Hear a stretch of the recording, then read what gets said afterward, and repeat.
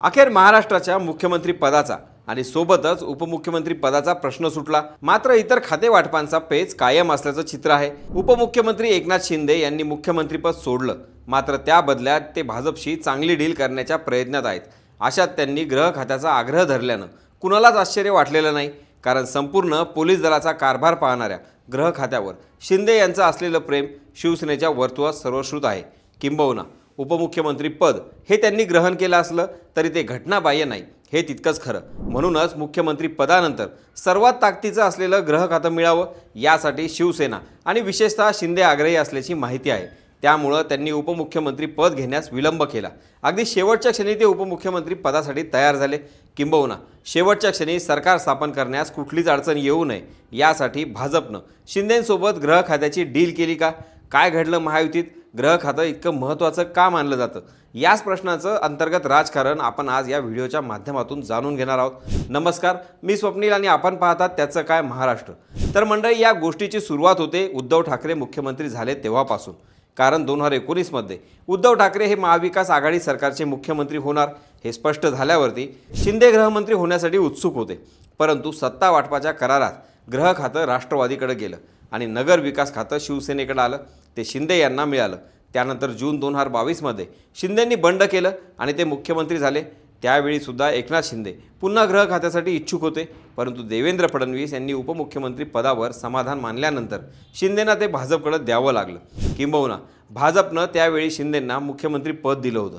अर्थातच ते त्यांच्या बंडाचं बक्षीस होतं। शिवाय भाजप कुठल्याच घटक पक्षाला फक्त कामापुरतं वापरत नाही, तर त्यांनी केलेल्या मदतीचा त्यांना योग्य सन्मान देते असा संदेशही भाजपला त्यावेळी द्यायचा होता। म्हणूनच भाजपनं शिंदेंना मुख्यमंत्री पद दिलं, मात्र स्वतः गृह खातं आपल्याकडेच ठेवलं। 2014 मध्ये सुद्धा फडणवीस पहिल्यांदा मुख्यमंत्री झाले, त्यावेळी त्यांनी गृह खातं स्वतःकडेच ठेवलं होतं। 2019 मध्येही त्यांनी गृह खातं सोडलं नाही। मात्र आता भाजपला मुख्यमंत्री पद द्यावं लागल्यानं शिंदेंनी पुन्हा गृह खात्यावर दावा केला आहे।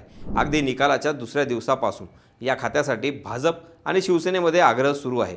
शिंदेंच्या मागण्यांच्या यादीत सार्वजनिक बांधकाम विभाग, महसूल, उद्योग आणि महाराष्ट्र राज्य रस्ते विकास महामंडळ म्हणजेच MSRDC याचाही समावेश आहे। परंतु गृह खात्यावर त्यांची कडवी नजर आहे। हे गृह खातं इतकं महत्त्वाचं का? याबद्दल बोलायचं झाल्यास मुख्यमंत्री पदानंतर गृह खातं हे सर्वाधिक ताकदीचं खातं मानलं जातं। राज्याचं गृह खातं म्हणजे या अंतर्गत सर्व पोलीस यंत्रणा, गुप्तचर विभाग आणि सर्व तपास यंत्रणा काम करत असतात। राजकीय प्रतिस्पर्ध्यांशी सामना करताना पोलीस दलावर थेट नियंत्रण ठेवणं महत्त्वाचं असतं। त्यामुळे हे खातं प्रभावी मानलं जातंच, पण राजकीय दृष्ट्याही अत्यंत महत्त्वाचं मानलं जातं। गृह खात्यामार्फत संबंधित मंत्र्याला राजकीय वचकही ठेवता येतो। त्यामुळेच मुख्यमंत्री शक्यतो गृह आणि त्यासोबत अर्थ खातंही आपल्याजवळ किंवा आपल्या विश्वासू सहकार्याकडेच देणं पसंत करतात। विशेष म्हणजे मित्रपक्षांना हाताळणं असो वा विरोधी पक्षाच्या नेत्यांना, यासाठी राजकीयदृष्ट्या गृह खातं आपल्याकडे राहील असा प्रयत्न सत्ताधारी पक्षाचा असतोच। कोणत्याही मंत्रिमंडळात अर्थ खातं जसं निधी वाटप आणि विकास कामांचं आर्थिक नियोजन यासाठी महत्त्वाचं ठरतं, तसंच गृह खातं हे राजकीयदृष्ट्या ताकदीचं मानलं जातं। संपूर्ण कायदा आणि सुव्यवस्थेचा भाग यामध्ये येतो। त्यामुळं गृह खातं आपल्याकडे असावं अशी प्रत्येक पक्षाची आणि वैयक्तिक पातळीवर नेत्यांचीही इच्छा असते।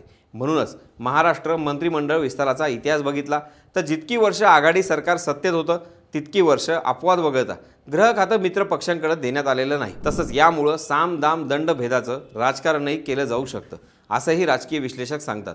महत्त्वाचा मुद्दा म्हणजे ज्या नेत्याकडे गृहमंत्रीपद असतं तो नेता संपूर्ण सरकारवर आपला कंट्रोल ठेवू शकतो। राज्याची संपूर्ण पोलीस यंत्रणा गृहमंत्र्यांच्या अखत्यारीत काम करते आणि ही यंत्रणा गृहमंत्र्यांच्या आदेशानुसारच पावलं टाकते। पोलीस यंत्रणेद्वारे राजकारणात अनेक गोष्टी करता येतात आणि याची बरीच उदाहरणे आपल्याला देता येतील। मागच्या वर्षी मराठा आंदोलकांवरती लाठीचार्ज झाला, त्यावेळी फडणवीस हे गृहमंत्री होते। लाठीचार्जनंतर फडणवीसांवरती झालेले आरोप प्रत्यारोप, त्यांच्या राजीनाम्याची झालेली मागणी यांचे साक्षीदार सगळेच आहेत। शिवाय मविया सरकारमध्ये राज्याचे माजी गृहमंत्री अनिल देशमुख यांनी देवेंद्र फडणवीस सरकारनं लोकसभा आणि विधानसभा निवडणुकांदरम्यान काँग्रेस आणि राष्ट्रवादी काँग्रेसच्या नेत्यांचे फोन टॅप केल्याचा आरोप केला होता। असे अनेक उदाहरणं देता येतील। परंतु या सगळ्यात महत्त्वाचा मुद्दा हा आहे की हे सगळं जाणून सुद्धा फडणवीस हे शिंदेंचं मन राखण्यासाठी त्यांना गृह खातं देणार का? आणि उद्धव ठाकरेंप्रमाणे त्यांची पण ही चूक ठरणार का? ही झाली या मुद्द्याची दुसरी बाजू।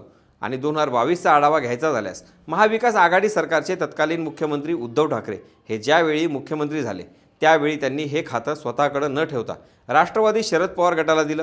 अर्थात हा मुख्यमंत्री पदाच्या बदल्यातला करार होता। पण हीच उद्धव ठाकरे यांची चूक मानली जाते। कारण 2022 मध्ये विधान परिषदेच्या निवडणुकीनंतर तत्कालीन नगर विकास मंत्री एकनाथ शिंदे यांच्यासह 13 आमदार एका रात्रीत मुंबईहून सुरतला रवाना झाले होते। या घटनेनंतर उद्धव ठाकरे यांना मुख्यमंत्री असूनही पोलीस विभागाकडून इंटेलिजन्स विभागाकडून हालचालींची माहिती किंवा याचा अंदाज कसा आला नाही यावरून प्रश्न उपस्थित करण्यात आले होते। जर का आता एकनाथ शिंदेंना हे पद देण्यात आलं तर हीच भीती भाजपला कायम राहू शकते। एकनाथ शिंदे यांना गृहमंत्रीपद हवंय कारण त्यांची पोलीस यंत्रणेवर पकड येईल। भविष्यात याच यंत्रणेचा वापर करून ते भाजपच्या अंगावर धावून जाऊ शकतात। अशी शक्यता नाकारता येत नाही। शेवटी हे राजकारण आहे आणि इथे सत्तेसाठी एका रात्रीतून खेळ बदलतो। म्हणूनच कुठल्याच परिस्थितीत फडणवीस अथवा भाजप ही चूक करणार नाही असं दिसतंय। एकंदरीतच 2014-2019 या युती सरकारच्या कार्यकाळातही देवेंद्र फडणवीस यांनी आपल्याकडचं मुख्यमंत्री पदासह गृह खातं ठेवलं होतं। आता मात्र महायुतीचं सरकार स्थापन करत असताना गृह खातं मित्र पक्षांकडे जाणार की भाजप आपल्याकडे कायम ठेवणार हे पाहणं महत्त्वाचं ठरणार आहे। आणि जर का शिंदेंनी गृह खात्याचा दावाही सोडला तर त्यांचा योग्य सन्मान राखण्यासाठी भाजप कुठली खाते शिंदेंना देणार हे अजूनही गुलदस्त्यात आहे। याबाबतचे अपडेट आपण वेळोवेळी घेतच राहणार आहोत। तत्पूर्वी भाजपनं मुख्यमंत्री पदाच्या बदल्यात शिंदेंना गृह खातं देऊन टाकावं का याबद्दलचं तुमचं मत आम्हाला कमेंटच्या माध्यमातून कळवायला विसरू नका। बाकी राजकारणाच्या आखाड्यात आपली नजर कायम असणारच आहे। तेव्हा कुठेही जाऊ नका, पाहत राहा, सबस्क्राईब करा। त्याचं काय महाराष्ट्र।